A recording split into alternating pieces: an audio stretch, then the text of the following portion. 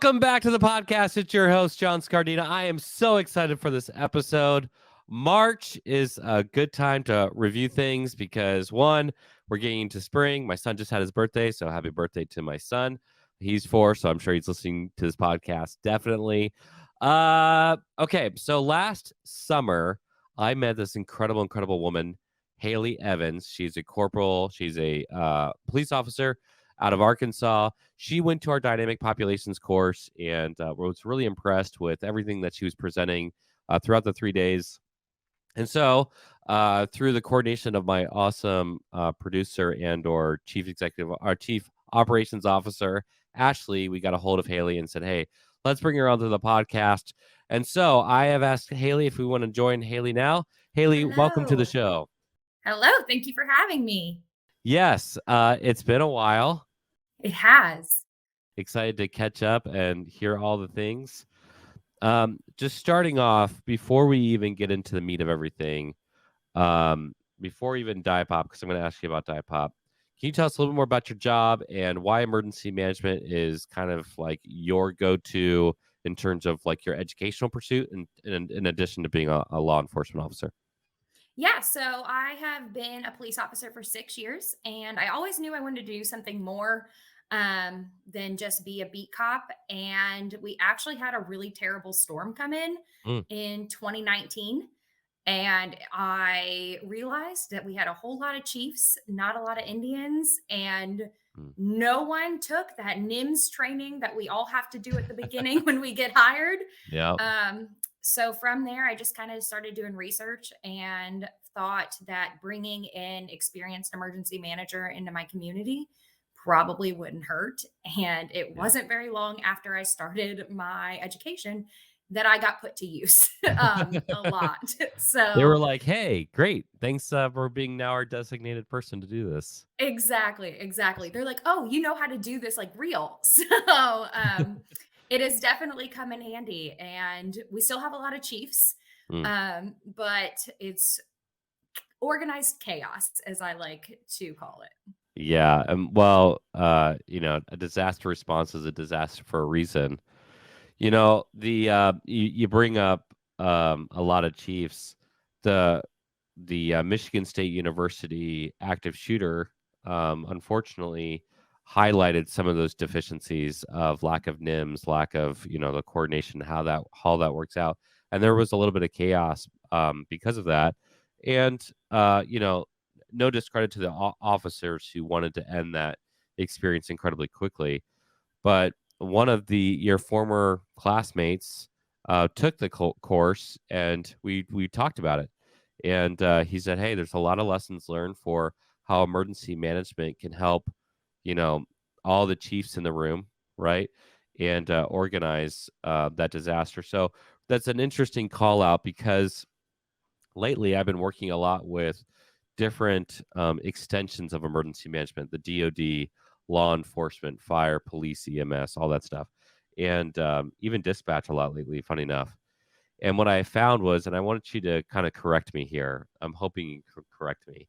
What I found is because fire uses NIMS and they use like the ICS a lot more, that it's easier for them to start to understand the principles of emergency management. And I found that because law enforcement does so much with investigations and command and control, it can be difficult to learn those skill sets. Do you find that to be true, not true, kind of a mixed bag? What's your opinion on that? Yeah, absolutely. So when we start, we all have to take NIMS 100, IS 100, get your credit. And I don't think anyone actually sits and registers what we're doing, and how it can be used. And what I notice is we go into a scene and we're trying to end the scene as quickly as possible, whether it's, an accident or a disturbance, anything like that. We're going in and we're trying to end it. So when we have these large scale events, that's still our mindset of we need to go in, we need to make it stop. Whereas if you applied NIMS, it's okay, take a step back. This is where, okay, who's doing this? Who's doing this? And that allows us to handle it a little bit better. which we see with, those large scale things where we have somebody that's missing and we need to try and locate them, or when we have that big storm come in and our phones are down and we can't get anywhere. Um, Mm. I think the problem with police officers is we do this because we just want to immediately help people. And it's really hard to take that step back and say that I have to yield that to somebody else, that I have to wait for somebody to give me that direction of where to go when I know what I need to do to solve this problem. Real quick, we're going to pause for this week's Disaster Tough endorsements. How do you spell Doberman Emergency Management? EOP, OEP, HVA, HMP, Thyra, TTX, Drone, PDA. Whenever you need an expert, Doberman Emergency Management field experts are there for support. Contact an expert at DobermanEMG.com today. The L3 Harris Extreme 400p radio solves problems and is specifically designed for emergency services. How do we know? We field tested it with medical, urban search and rescue, and collapse and confined structures. This radio is amazingly tough. Check out the L3 Harris Extreme 400p radio at L3Harris.com right now. Instinct Ready kits are awesome, compact, fully loaded, and easy to place around your office, school, campus, warehouse, wherever. I keep a quick pack in my vehicle and one at home. Imagine Instinct Ready fully loaded Stop the Bleed kits in every school and office. Get Instinct Ready kits and training at InstinctReady.com. Okay, let's jump back in. Yeah, that's a fantastic call out. And quite frankly, you know, what makes something on one end makes something a problem, on the other hand makes it enhanced or advanced on, yeah, you want officers to respond and not hesitate. Like, you want them to be able to go in there and take control of the situation, because something could be very dangerous. And so I can understand that skill set, that honed skill set, could be difficult. Now, what I say is, if officers or anybody in like tactical response is able to say, "Hey, I see what the end of the road looks like. I know what it's like to be here. So if I pull back and they can learn those skill sets of coordination, collaboration, getting everybody, like as you said, yielding some of that, they can this once they understand both ends of the spectrum, they can be highly, highly effective. But they are two separate skill sets that I think complement each other if you understand the whole thing. So just curious on your thoughts there. But when we're thinking about all this stuff, I'm going to make a really strong plug here for Dynamic Populations, because that's where we met you. And so we Yes, can say, hey, we meet cool people. You are in law enforcement, but you took an emergency management class. You have a mhm, master's in emergency management. I do. Uh, why Dynamic Populations? Like, what drew you to that course? And then, what were the takeaways that are applicable for you in your sphere of influence right now? So, what's awesome and not awesome about law enforcement is we get to go to a lot of classes, and same with emergency management, but it is either on the computer and you are just learning it that way, or you are sitting in a room watching PowerPoints, taking your test, walking away. Hold on, And hold you on. You got that? and you don't get to apply what you learn. And so with DyPop, it was okay, you're going to learn this during the day, and then you're going to apply it in tabletops at night. And then at the end of the week, you're going to take what you learned and you're either going to pass or fail with this scenario.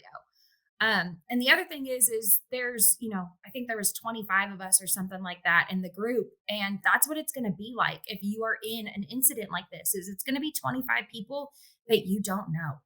And if you can't work with them and you can't apply or adjust your personality and the way that you think to kind of work together as a group, you're not going to succeed when it becomes the disaster that you're actually going to work. So that was awesome, because it's okay, we're all type A's. That's why we do this. We are all type A, big personalities. And now it's one of those things of, how do I take a step back and become like a type A minus? So I'm not the biggest person in the room and I can learn from everybody else, but still get what I need said and done so we can all succeed as a group. And we absolutely did it. And I'd say it was super successful. And I've definitely taken things I've learned from the course and put it into my work and kind of how I just am as a person now, being in a room full of type A personalities. Well, based off of how you did in the class, I'm gonna say you're not an A minus, you're A plus. It's a little cheesy, but it was impressive, and honestly, it made us think, okay, how can we make this harder? It was already hard. We already exhausted everybody, and we're like, let's see if we can increase, go up a notch. And it's funny when looking at each cohort and the needs of that cohort. Um, there was a lot of public safety that we fell back on, and people were very good at emergency management, public safety. And one of the things that happened at our course in Orlando was we had another phenomenal group, but they didn't really have that background. We had a lot of school administrators there, a lot of DoD there, and some of this was new concepts, and it was pure mayhem at certain points. I actually had to pull back and because you guys, I was going all in. I was yelling at you guys Yeah. when I needed to, and for them, I was like, okay, I had to be like nice big brother at some points because it was getting people in tears, and but that's what you want, honestly, in a training environment because when it is that intense, when you have that much information coming at you in a type 1 incident, we'll just say type 1 incident, and the information could be constantly changing and your actions will impact the safety of others, then it is overwhelming and it's very hard to design any training program that induces those kinds of feelings. Mhm. You brought up NIMS earlier. If we could trust NIMS and if we had, I've been on the soapbox for a while now, standardization and emergency management, then we could get beyond, we'll never pass out your business card in a disaster. The reality is, most of the big disasters I've been at, 99% of the people I meet out there I'm meeting them for the first time. Mhm. And so when you say this, it's like, well, what are you actually saying? It's because if you can't trust the position that's coming in because you don't know their level of competency, are you not speaking the same language? In terms of NIMS, are you not doing the same things? Is there not the same level of expectations? Standardization, one of the reasons why that's so important is because it can help out with that. Is when Haley Evans can come in the room, you expect her to be A plus, right? You expect her to be able to do her job. Mhm. When John walks in, you expect to run away from him because he'll probably start yelling at you. And just to have all those kinds of things, right? So moving on kind of from DyPop and really thinking of law enforcement and emergency management. I've been saying that emergency managers are first responders, and I Mhm. have a whole pitch on that. And basically, it's because I believe I can help the tacticians as they do their job. I'm not a tactician. I don't try to pretend to be. I'm not going to run into a building with it when there's an active shooter. I'm not going to try to put out a fire in when there's a wildfire. But I can help coordinate those things. And so, thinking about it from that aspect, as you are a law enforcement officer and the emergency manager, your unique perspective, even outside of my own, how can emergency management specifically help law enforcement do their job, especially if they're so used to just running in and trying to get the job done? I think it's something that law enforcement needs to step up with as well. We need Mm. more than just the IS 100 NIMS course because, that's a requirement for us to send people to the academy now is you have to have that done before you even go to the academy. The 30 And minute online, wow, it's 105 slides, by the way. So, with that congratulations. quiz that you have to do at the end that you can Yeah, what a joke. I think we need to do more as law enforcement, that it needs to be more than just that NIMS course. You need to have that built in your departments of this is the structure in case something happens. Have those people designated within your department in these positions so that when something happens, it falls back to that. And it's not, okay, well, this is what we're doing because this is what we've always done. Because Lovely words. Yeah. when something happens and we're all working together because we're in a community that we've got neighboring smaller communities, we're all going to end up working big stuff together. So if I walk in and I say, okay, this is what I do, how can I help you? And they're like, Mm. well, no, I do that, so I'm going to do that. Okay, but how can we Sure. work together and set up a structure that's covering all of us? And even if that's something that we need to do as a community where it's like, okay, Northwest Arkansas, we are a very niche area, with a lot of big departments, but a lot of smaller departments because we still have rural areas. And Mm, that's something that we need to get some of these smaller departments together. And it's like, if this is what happens, this is what we need to do. Um, I mm. think that's what needs to happen because what you see is when that storm rolls through, it's, well, this is what I'm doing because this is what I do in my everyday job is I'm going to still go to calls and I'm still going to clear roadways Mm. because that's what I do. When it's, well, why don't we take a step back, all come to one point and I'll send you where I need you to go so I know where everybody is because our radios are down. Yeah, Um, and it honestly, it'll make you more efficient too. Like, I understand that a traffic stop doesn't need an emergency manager to be like, "Hey, let's pump the brakes here." Like that's your job, right? But when there is a large storm coming through, or there's an active shooter, especially if it's like Pulse nightclub, which you heard from the incident commander mhm, there, when it's a 3 hour ordeal and not a 10-minute ordeal, and there has to be some planning around that. Luckily for fire and police on that incident, they had great comms. But emergency managers, to look at the Navy Yard shooting, they one of the after actions is that everybody had a different radio comms. They were dressed differently. People were off duty. People were on duty. They had different federal agencies. Some people were in fatigue. Some people look like, your standard officers. Some people, mhm. it's like you had everybody come from every direction, and therefore it creates this chaos of I'm seeing somebody running around with a gun, and now everybody's trying to run around, but they're actually just this is themselves, right? But they don't know it's one of their sister agencies, and so thinking about it from that perspective, can you name 4 or 5 different things? And I'm putting you on the spot here, where emergency managers can directly help a large scale incident. You called out one if your radios go down. So Mhm. radio communications, we're all on the same frequency. We're all doing the same thing. What are 3 or 4 of the things that law enforcement specifically can use emergency managers to coordinate or collaborate? Preparedness. I think that's a huge one, and that's something I'm trying to push hard is if you help to prepare your law enforcement officers, but as well as the community that you work in, that's going to go tenfold Mm, because when that accident or incident happens, everybody's kind of prepared of this is what's going to happen. mm. Um, on the other end of when it When you comes say that, let me cut you off. When you say that, this is really fascinating. Are you saying that not you're not talking about 72-hour kits, you're talking about informing the community of how law enforcement is going to respond to their incident? to a degree, yeah. Yeah. So for preparedness month, a couple months ago, September, Yeah, September. I run our social media. And so I was putting stuff out of how to be prepared, what to do, how to be prepared. Because at the end of the day, if your community members aren't prepared, then that's going to throw us back, you know, 6 or 7 days because, well, now I've got to try and get these people out, Mm, because they weren't ready. And now we need to be doing something else, but we have to get these people out of their houses.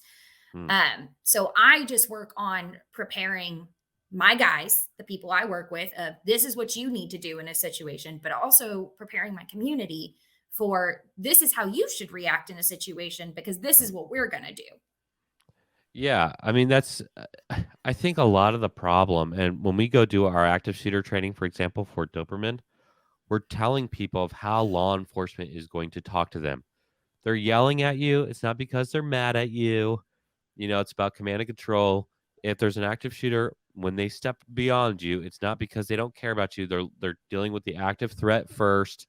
And so like they're again from the community perspective, they just need to learn how to properly engage so they can also help de-escalate. Mhm. I'm not saying that law enforcement shouldn't also learn those skill sets because I think there's also plenty of examples where that skill set could be enhanced potentially, Mhm. but I think community members also need to understand that they're interacting with other humans that have a singular focus of threat detection and threat elimination, and from all aspects, right? Like, how do you come to an agreeable terms that this is appropriate action? Speaking of the community, what have been some of your most successful community outreach programs and or community initiatives that you've taken? Yeah, so we do National Night Out every year. Mm, First Tuesday in August. That's usually a huge event for us. We set everything up. They can come see all of our SWAT toys. That we call them the SWAT toys. You know, we bring out the Matvey, we bring out the Humvee. You know, the kids love to play in them. See that we have those. They get to turn on the sirens, ask us any questions they might. That's always a huge event for us. Um, mm, I have got it to where anytime somebody from the community calls, our dispatch forwards it to us, so I'm doing talks probably about 2 to 3 times a month where I'm going to churches mm. or retirement centers and talking to people about scams because we get a lot of scams in our Interesting. community. So I'm available for anyone in our community. If you need to have an officer come and talk, I will absolutely come and talk to you. Mm, We're always at our elementary school. We have an elementary school. We are there every single morning, so they see us. They're comfortable with us. So if they need to call us in, they have no problem having us come in and deal with the situation. mm. Um, yeah, I my favorite thing is the impromptu stuff. Like we had a couple of girls that had a lemonade stand last year. So I sent all the guys and we went and got lemonade at the Really? lemonade That's stand. awesome. Yeah, because Yeah. it's that little stuff. Yeah. That's the stuff that is going to help the community become more comfortable with you. So Mm. when they do need something, they're calling you rather than being scared of you. Yeah, I mean, that's just, like, the reality of, like, what man, talk about a great, great, great call out there of if they're around you, if they see you, if they can see what's happening, if it's not, like, something behind a mask, like, I think about, hazmat incidents and, like, showing up and you look like an alien to, like, a 10-year-old, scares the crap out of them, right? Mhm. But, like, opportunities where they get to handle things and look at it, and I'm not saying people should handle radioactive material, but what I'm saying is, like, getting involved with responders, there's been such a shift, and I don't know if this shows the appropriate, uh, w show for the talk about the climate, the current climate of that, but growing up, I looked at the emergency services and said, like, "Oh, those are your heroes of your community." And that's been really addressed with some very few but very big national attention incidents that have drawn away from that. And I think there's also uh, bias, and there's all these kind of things that play into that of what's been happening. But there is a cultural shift. All emergency services, from emergency managers to firefighters across the board, their numbers are going down. People are not taking those jobs. And I think the exposure to, hey, we're out here to help out the community and we're, see what we're doing. And I think also giving officers an opportunity to see people normally, you know. I once got pulled over for speeding. Uh-oh. And the officer was just screaming at me. And I was like, dude, all you had to say was like, the standard of what you got 20 years ago. Do you know how fast you're going?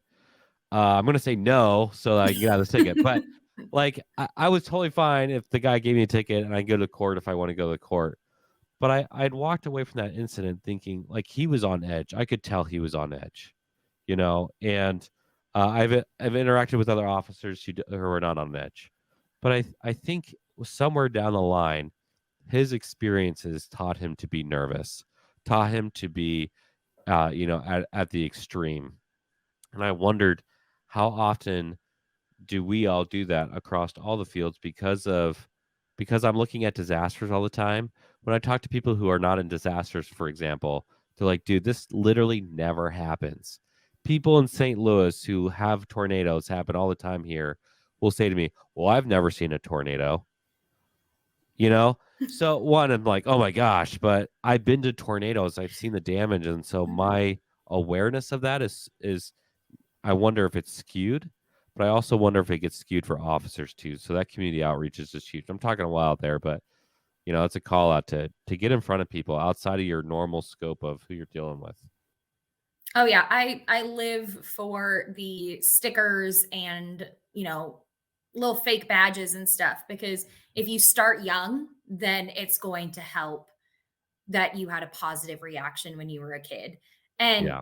I always try and remind people we're people too. At the end of the day, I go home Mhm. and I take off the uniform. Like this isn't what I wear constantly. And What? I know it's crazy. It's hard to see past that sometimes, though. It's hard to see past what you do as a job is not your entire life. And I think it's hard for people to see that separation of, oh, you don't do this 24 hours a day. No, I really don't. Yeah, I think it's also important to remember everybody who's listening to the podcast that you also don't do it 24 hours a day. Like so much of us is like, this is embedded to like everything I do. And I have to even remember like, okay, like this is dad time. I can go out to get an ice cream with my kids and like not worry or not thinking about everything else. It's so hard to turn that off, So honestly. hard. Yeah, especially when it's ingrained and you've seen some stupid stuff and you're like, I think mental first aid is what I've been calling it on the show because I think it relaxes people a little bit. But I think mental first aid is very important, and having a community of people who can understand it's important, all that stuff. But yeah, really interesting. I'm going way off topic here, but really interesting stuff. Let's round it out to that call out for people who we're addressing the problem that essentially people don't want to take the job anymore. And it used to be all about the helpers, Mr. Rogers, right? If you hear sirens in the neighborhood, it's the helpers are helping somebody. Um, what would be your call to help people get into either law enforcement or emergency management? Like, how do you get that attraction outside of the, I would believe, indoctrination, which I'm definitely doing to my children right now. They do CPR on me all the time. It's really fun. 2 and 4. They actually do, by the way. They That's do awesome. CPR, and my daughter. It's funny. My daughter puts her hands on me, and I'm expected to breathe, and she's doing CPR. So, anyways, um, That's awesome. how do you get adults who want to make this a career? Um, Like, what I was your wish why, for example? my why was because I wanted to be there to help. Mm, I always knew I wanted to be in the criminal justice sphere. I mm, just wasn't sure where. And then law enforcement, like I said, kind of called me. And once I got in it, I knew I needed to do more, which is why I went the emergency management route and have now gone community outreach because mm, I see that there was a disconnect. We needed people to know that we're people and mm, you don't have to be scared of us. I want people, if you want to do this job, if you've ever thought to just do this job, go do a ride along. Go see mm. what an average day is. Go sit in at your local emergency management office for your state or your county. See that what we do every day. It's not what you think it is. It's not live PD. It's not cops. It's not like that every day. Bad boys, Um, bad boys. You don't sing that constantly when you're driving around? How I'm often not do you sing it? pretty often. I Yeah. mean, pretty often. Yeah. You got to get yourself pumped up to go to certain calls. Yeah. But you do have that stuff where it's fun, it's go, but you also have stuff that's gonna make you feel really good that you got to be a part of it. That you went and helped somebody get gas because they ran out of gas on the side of the road. It's Mm, little stuff like that. So, yeah, if you like to drive fast cars, sure, it's fun, but there's more to it than that. So, if mm. you're interested in it, they're not going to tell you no because we're all trying to hire right now. I mean, like you said, no one wants these jobs right now. So, we all have positions we're trying to fill. Well, I was gonna make a clip about coming to Arkansas and doing a ride along, but then what is his name? Fordham? The guy, the brick Fordham. wall. Oh Yeah. my gosh, dude. I wouldn't even know how to get into his vehicle because the guy probably takes up the entire. This guy is huge. For everybody who's listening to the podcast, just imagine you're looking at like a 7-story building made out of bricks, and then put a face on that, and this is Yep. this guy. Good Accurate. guy. Yeah. So maybe I'll come and do a ride along in Arkansas sometime, see everybody. It'd be kind of fun.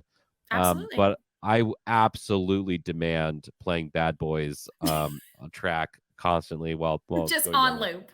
Yeah, just on loop. Give me a gun. No, John, you don't get a gun. Dang it. Okay. Well, Haley, it's such a pleasure to hear different perspectives of emergency management and how cool it is that your why brought you to emergency management through law enforcement. I think it's going to give you really an amazing perspective as you continue with us, advancing your career and advancing what emergency management can do and reaching out to the community. With your last call out on the show here, if you could have anybody across the field, all emergency services, but especially emergency managers, listen to one piece of advice from you, what would it be? What is your call out for us? Oh, keep going. Just keep going. Keep going. There's bad days. Get past the bad days and just keep going. Because at the end of the day, you're going to have a good day. Yeah, I like that. I like the phrase, I lived through yesterday, so I know, and I'm here today, so I know I'm going to be okay tomorrow. I like that. And yeah, I think it's a good way. So we'll just do the keep on keeping on as we get out of here from Arkansas. Very appropriate. Okay, so for everybody listening to this podcast, law enforcement and emergency management, really fascinating to think about the correlations, the good, the bad, the ugly there. Haley is it's such a pleasure again to talk to her. If you liked this episode, which you should have, because she's A+, and you heard about DyPop, so nice little plug for us there. Thanks, Haley. If you want to give us a 5-star rating and subscribe, if you want to ask or questions or you have comments about law enforcement and how you have done the job to help law enforcement coordinate and collaborate, love to see that on social media for anything for Disaster Tough Podcast. And we'll see you for the next week.